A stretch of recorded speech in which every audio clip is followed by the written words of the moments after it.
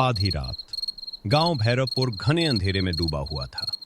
चारों तरफ सन्नाटा, बस कभी कभी हवा चलती और पुराने पीपल के पेड़ की टहनियां चर चर की आवाज करती।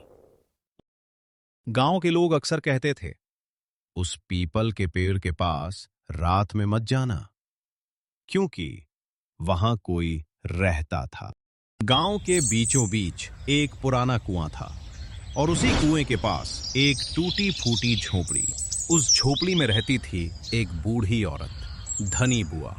सफेद उलझे बाल, झुका हुआ शरीर और उसकी आंखें इतनी गहरी जैसे वो इंसान के अंदर तक देख लेती हों। गांव के लोग अक्सर कहते थे, वो तंत्र मंत्र जानती है, उससे दूर रहो, वो अपशकुन है।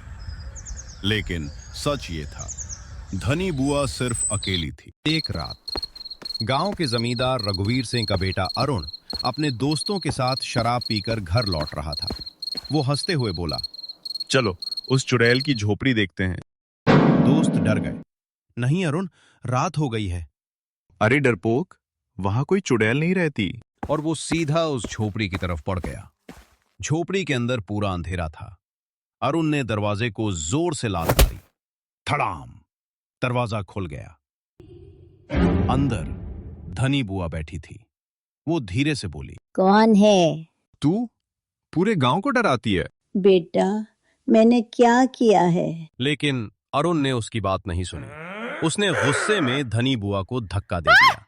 बूढ़ी दोस्त घबरा गए। चलो अरुण, छोड़ो। लेकिन अरुण हंसता हुआ वहां से चला गया। अगली सुबह गांव में खबर फैल गई, धनी बुआ मर चुकी थी। वो अपनी झोपड़ी के अंदर जमीन पर पड़ी थी और उसका चेहरा ऐसा लग रहा था जैसे मरने से पहले उसके साथ कुछ गलत हुआ है। सुबह का समय, हल्की हवा। वरुण घर के बाहर बैठा है, बेचैन। तभी वरुण का दोस्त दौड़ते हुए आता है।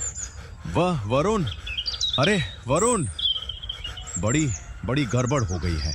क्या हुआ? सुबह सुबह ऐसे क्यों भाग रहा है, जैसे पुलिस पीछे पड़ी हो? गांव में खबर फैल गई है, वो बूढ़ी औरत मर गई। क्या? मर गई?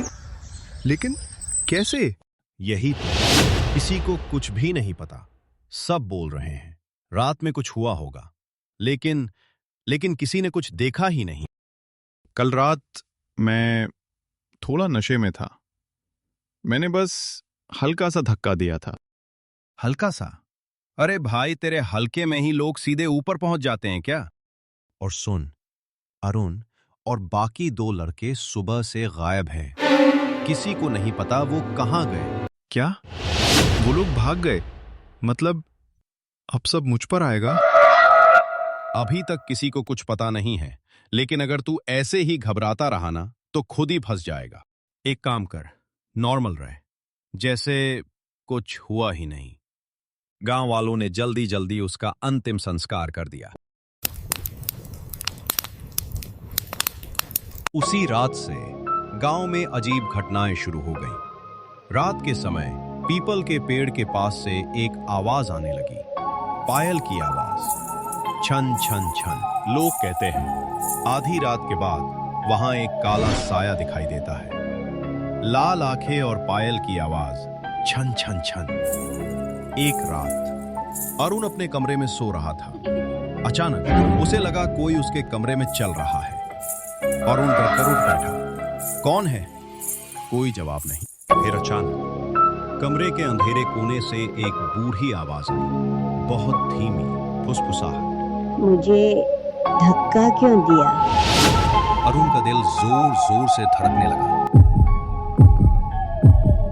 कौन है? कोई जवाब नहीं। अचानक कमरे का दरवाजा अपने आप, जैसे बाहर कोई खड़ा हो, धीरे धीरे उसे धक्का दे रहा हो। मैं डरते हुए उस ओर देखा और दरवाजे के पीछे एक काला साया खड़ा था। उसकी लाल लाल आंखें। मेरा दिल जोर जोर से धड़कने लगा। मैंने हिम्मत करके दोबारा उधर देखा, लेकिन कोई भी नहीं था। तभी मेज पर रखी ग्लास धीरे धीरे खिसकती हुई टेबल से नीचे गिर जाती है,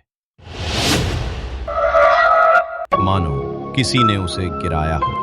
अचानक बाहर से इतनी तेज हवा का झोंका आया कि कमरे की खिड़की जोर से खुली और अगले ही पल खिड़की चटक कर टूट गई, जैसे किसी अनदेखी ताकत ने उसे तोड़ दिया।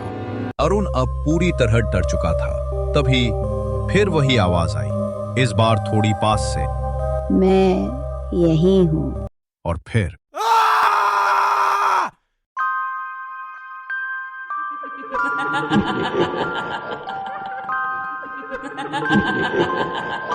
उस रात के बाद अरुण कभी दिखाई नहीं दिया, न जिंदा न ही मुर्दा, मानो वो इस दुनिया से यूं गायब हो गया हो जैसे कभी था ही नहीं। उस रात के बाद कोई भी अंधेरा होने के बाद घर से बाहर निकलने की हिम्मत नहीं करता। कहते हैं आज भी वो परछाई इसी गांव की गलियों में भटकती है।